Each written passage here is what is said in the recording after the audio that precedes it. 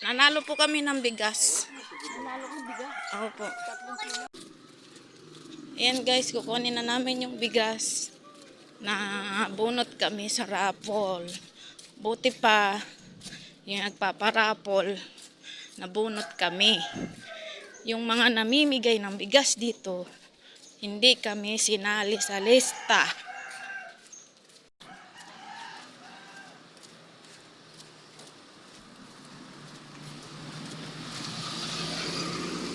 Dito kami pupunta guys, Lopez Store.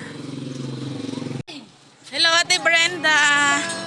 Ay guys, nandito na kami sa tindahan ni Lopez Store, ang aming bigas. Okay lang yan. Malaking bagay na yan kasi yung naglilista ng bigas dito, hindi kami sinasali.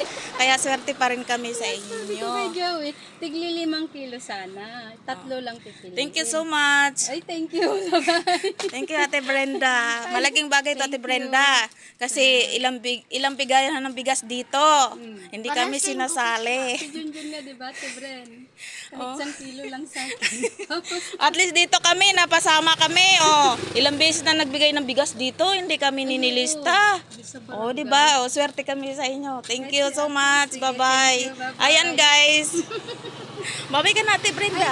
Alis na kami dito, guys, sa kanyang store. Bye. Ayan na, guys. Pauwi na kami. Dahil nabunot kami sa raffle. Uwi na kami guys. Wala pa naman ang bigas guys. Super. Diba? Ang ganda ng bigas guys. Thank you so much Ate Brenda. Lopez Store. Sa kanilang parapol. Swerte.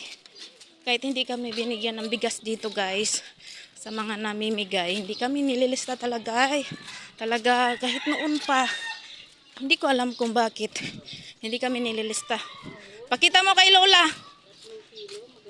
Ang buo. Oh. Buo siya oh. Sinanduming. Sinanduming siya. Oh, tara na. Ayan si Lolo, nangangahoy si Lolo guys. Nag-ipon ng kahoy.